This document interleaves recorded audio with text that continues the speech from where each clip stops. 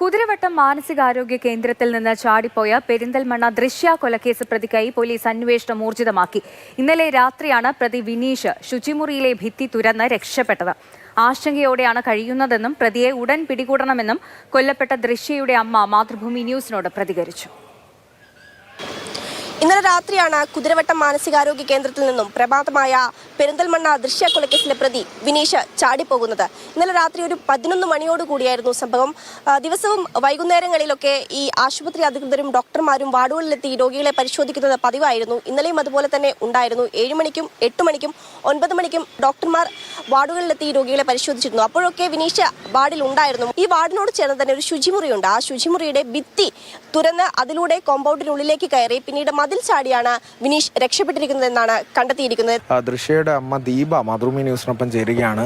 ഒരു ആശങ്ക ഉണ്ടാക്കുന്ന ഒരു വാർത്തയാണ് നമ്മുടെ മുന്നിലേക്ക് ഇത് വരുന്നത്. തീർച്ചയായിട്ടും നല്ല ആശങ്ക തന്നെയാണ് ഞാൻ മുന്നോട്ട് പോണത്. ഞാനും എൻ്റെ മോളും മാത്രമേ ഉള്ളൂ ഇപ്പോൾ.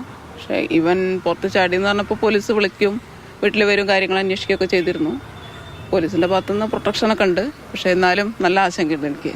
2022 ഓഗസ്റ്റ് മാസത്തിലും ഇയാൾ ഇതുപോലെ കുതിരവട്ടം മാനസികാരോഗ്യ കേന്ദ്രത്തിൽ നിന്നും ചാടിപ്പോയിരുന്നു. അന്ന് അയാളെ കർണാടകയിലെ ധർമ്മസ്ഥലയിൽ നിന്നുമാണ് പോലീസ് സംഘം പിടികൂടിയത്.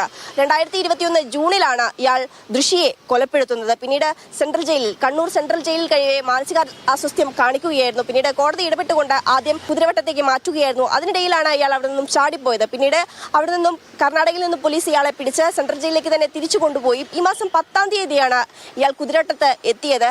അവിടെയും ചില പ്രശ്നങ്ങളൊക്കെ ഉണ്ടാക്കുകയായിരുന്നു. പിന്നീട് അവിടെ നിന്ന് ചാടിപ്പോവുകയായിരുന്നു. ഏതായാലും സംസ്ഥാന വ്യാപകമായി വിനീഷിന് വേണ്ടി വലവിരിച്ചിരിക്കുകയാണ് പോലീസ്. ഏതായാലും 3 ജില്ലകളിലാണ് പ്രധാനമായും പോലീസ് ഇപ്പോൾ അന്വേഷണം നടത്തുന്നത്. കണ്ണൂര്, കോഴിക്കോട്, അതുപോലെ മലപ്പുറം. ഈ ജില്ലയിലൊക്കെ അയാൾ എത്താൻ സാധ്യതയുള്ള പ്രദേശങ്ങൾ കേന്ദ്രീകരിച്ചുകൊണ്ടുള്ളതാണ് നിലവിലെ അന്വേഷണം. ഏതായാലും